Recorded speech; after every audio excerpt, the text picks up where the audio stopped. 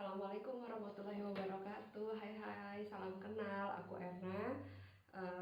Aku hari ini mau jelasin sebuah alat bantu makan, alat kesehatan ya, yang kebetulan dipakai sama anak aku tahun lalu. Tapi disclaimer dulu, aku bukan dokter, nakes, ataupun perawat atau apapun itu. Jadi ini aku mau sharing aja kebetulan karena berbagi pengalaman ya. Kebetulan anakku pakai, jadi semoga ini membantu untuk kalian yang penasaran apa itu PEG gitu kan. Jadi apa sih PEG gitu kan. Jadi PEG ini alat bantu makan yang dipasang langsung di lambung. Biasanya kenapa anak itu pakai ini atau pasien itu pakai PEG itu karena dia tidak ada kenaikan status gizi, berat badan tidak naik, terus muntah-muntah, geraknya berat, terus ada masalah pencernaan yang lainnya, itu akan lebih terbantu menggunakan ini daripada NGT yang dipasang terlalu lama. Jadi kalau di kasus anakku kebetulan dia pakai NGT itu 3,5 tahun, tapi tidak ada kenaikan berat badan yang signifikan, terus muntahnya juga masih sangat berat ya karena bisa 10-12 kali sehari gitu. Jadi kayak percuma kita ngasih makan apapun waktu itu, mau dikasih susu semahal apapun, kalori tertinggi apapun, makanan yang kayak apa, itu tetap akan percuma karena muntahnya juga banyak banget. Kenapa aku bilang ini lebih enak? Karena kalau ini gantinya bisa sampai 1 tahun masa pakainya. Dan kalau misalkan kita bandingkan sama NGT itu kalau yang umum ya, yang di rumah sakit itu seminggu sekali kita harus ganti. Belum lagi kalau misalkan anaknya itu usil tangannya, jadi bisa seminggu bisa 2 kali. Itu dulu anakku kayak gitu, jadi seminggu bisa 2 kali kita colok selang gitu dari hidung dia gitu. Nah kalau misalkan kita ganti pakai yang bisa dipakai 3 bulan. Balik lagi kalau misalkan anaknya tangannya nggak usil sih bisa ya sampai 3 bulan memang, tapi banyak kasus juga baru dipakai sebulan ya udah harus ganti gitu, padahal itu harganya lebih mahal.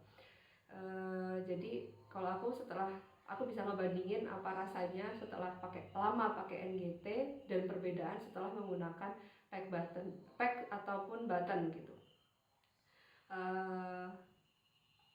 Enaknya itu ya, jadi karena ini digantinya lama, nggak tiap hari, tiap minggu gitu. Jadi mengurangi trauma untuk si anaknya untuk ketemu orang, atau itu kan dipaksa ya, kalau NGT itu kan kita dipaksa anaknya untuk, dan itu sakit banget, namanya ada benda asing di tenggorokan itu pasti nggak enak gitu, apalagi pemasangannya dengan dipaksa. Oke, kita nggak akan bahas NGT, kita akan bahas ini gitu. Jadi pack ini dipasangnya menggunakan endoskopi, dengan bantuan endoskopi. Dalam satu paketnya itu ada ini, masing-masing ini akan terpisah sebenarnya. Ini karena bekasnya kumik ya, jadi udah nyatu kayak gini dan kelihatan jorok karena ini udah lama. Ini terpisah semuanya, jadi ada Y-port, terus ada klemnya, ada bumpernya, terus ini selang panjang. Nah selang ini itu yang akan dimasukkan lewat mulut melalui endoskopi, dengan bantuan endoskopi.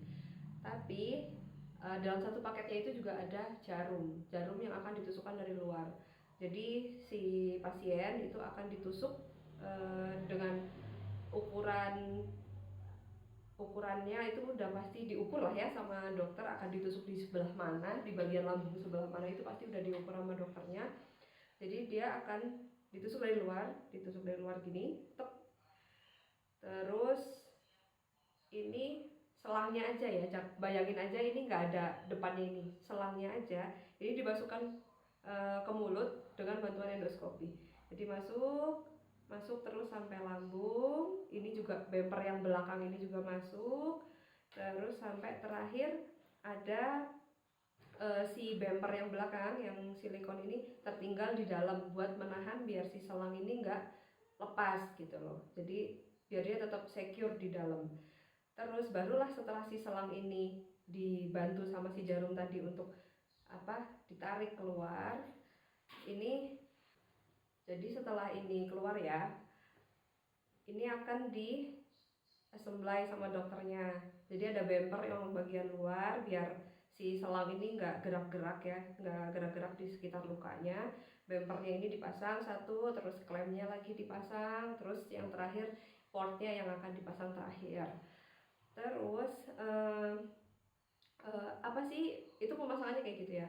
Apa sih nggak enaknya gitu? Atau apa sih yang terjadi setelah pemasangan pack ini?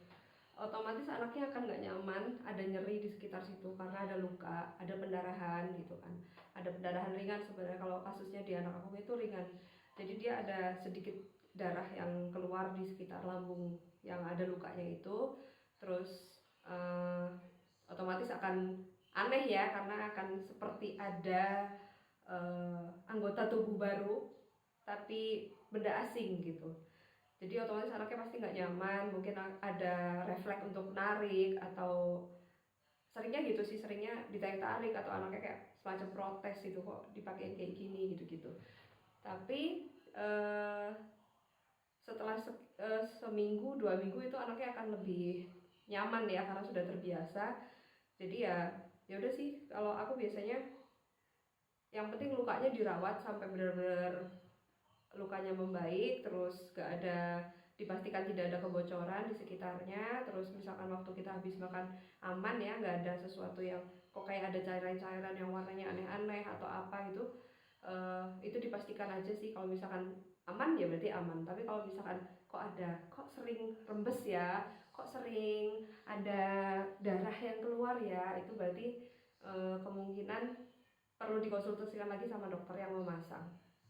Nah, kalau Kumik pernah mengalami satu hal yang agak ngagetin menurut aku. Jadi ternyata setelah 2 bulan atau 3 bulan ya, sekitar 2 bulan lebih pemasangan itu, ternyata dia ada pertumbuhan tubuh daging atau granulasi kecil-kecil gitu aja di jaringan kulitnya yang luka itu, ada tumbuh daging kecil-kecil gitu. Nah, aku agak panik gitu kan. Nah, waktu itu karena dia keluar darahnya gitu loh, jadi aku mikirnya ini bleeding dari dalam gitu. Ternyata waktu aku tanya ke dokternya, oh itu ternyata bukan gitu, karena aku tarik dari sini, waktu aku tarik itu nggak ada darah, berarti leakingnya itu bleedingnya itu, pendarahannya itu dari luar, nah, dari si granulasi itu. Terus habis itu aku takut ya waktu itu, karena darah pasti bikin panik gitu ya. Tapi kok anaknya kok nggak kenapa-napa gitu loh, nggak kesakitan atau nggak, ya intinya sih nggak kesakitan gitu. Tapi kok darahnya lumayan gitu. Jadi ya aku langsung buru-buru tanya sama dokterku, ternyata nggak apa-apa, yang penting habis itu dibersihin lagi, diusahakan untuk tetap kering lukanya. Terus gimana sih caranya ngasih makan pakai pack gitu. Kalau misalkan anaknya itu bisa makan yang langsung didorong, misalkan makanan cair atau susunya itu langsung didorong, ya udah langsung dorong aja pakai kateter tip ya. Jadi langsung dikasih susunya, set kasih suntikin pelan-pelan aja, pelan-pelan, sesuai sama anjuran dokter nutrisi ya, apa yang dikasih, susunya apa, makanannya apa, itu udah ada hitungannya, setiap anak pasti akan berbeda. Terus gimana sih caranya obat nih misalkan, nah obat ini bisa pakai port yang kedua, pakai port yang kecil. Nah ini biasanya bisa pakai ini, disuntikin aja ke sini. Misalkan kalau obat itu biasanya sedikit ya, cuma 5-10 mili mungkin kalau anak-anak gitu ya. Ini udah langsung dikasih, jadi kayak dipisahin. Nah, yang perlu diperhatikan setiap ngasih apapun itu, entah itu makanan, susu, obat, itu harus selalu di flush pakai air hangat biar awet, jadi nggak kotor. Terus apa ya nggak mengganggu pemandangan juga, sama takutnya kan ada pertumbuhan bakteri atau gimana ya namanya di alat kayak gini di luar gitu kan, agak serem gitu. Jadi selalu di flush pakai air hangat kalau aku. Terus gimana sih cara perawatannya gitu?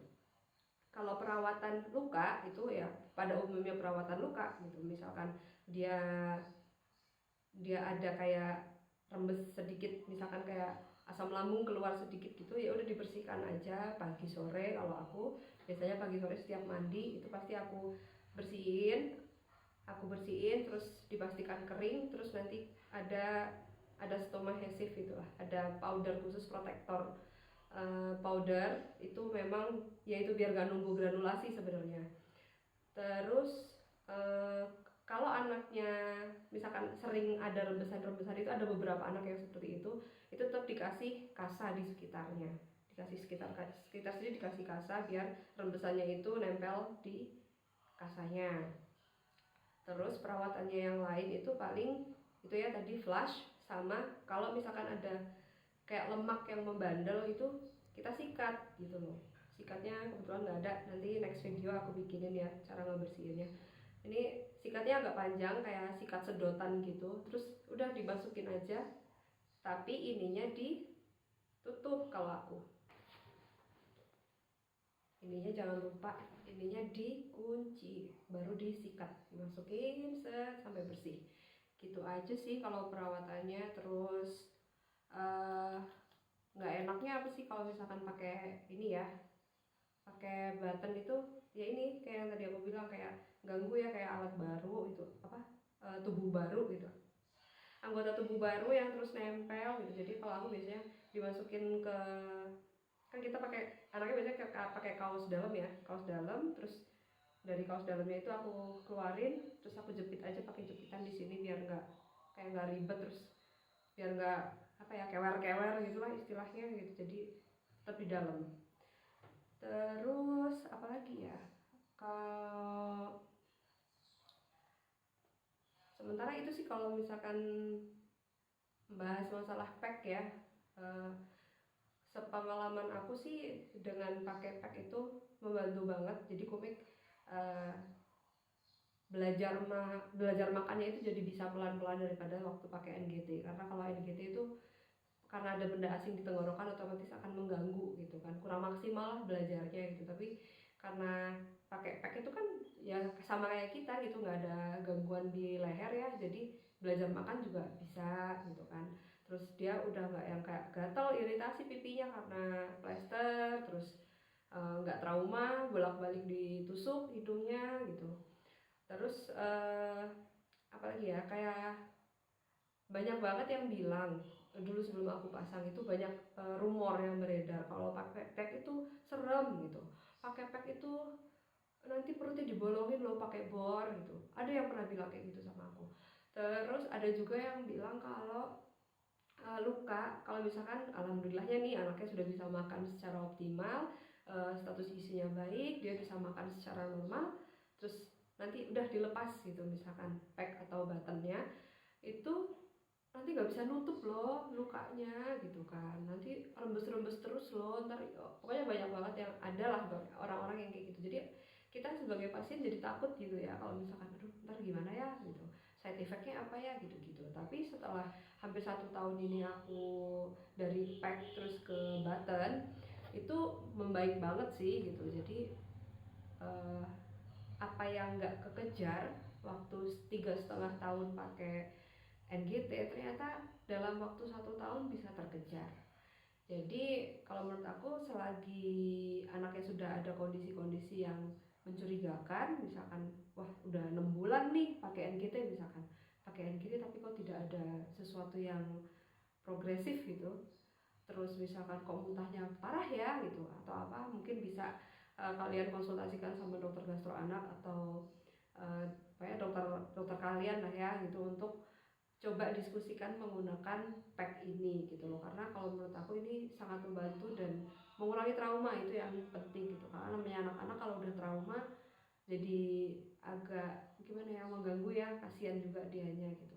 Tapi dengan pemasakannya ternyata simple gitu, kalau menurut aku bukannya mengecilkan resikonya, tapi memang dibandingkan waktu pakai NGT, anakku ternyata lebih gak gampang sakit saat pakai pack gitu, karena dia gak gampang muntah. Terus di tenggorokannya itu jarang banget yang namanya grok-grok, kecuali emang dia lagi flu atau ada batuk gitu. Tapi ya kalau misalkan kalian takut gitu, serem gitu atau gimana ya, itu aku balikin lagi ke kalian. Kalau misalkan nggak nyaman, silahkan ikutin apa yang kalian nyaman dan sesuai apapun ya, sesuai budget, sesuai keinginan. Terus anaknya juga harus, ya, utama pasiennya gitu. Kalau misalkan pasiennya ternyata oh baik-baik saja menggunakan NGT, ya go ahead gitu, silahkan dilanjutkan. Mungkin itu aja sih yang pengen aku jelasin. Next video aku pengen bahas masalah button, jadi tunggu video selanjutnya ya. Hope you guys like it and see you next video. Thank you. Assalamualaikum warahmatullahi wabarakatuh.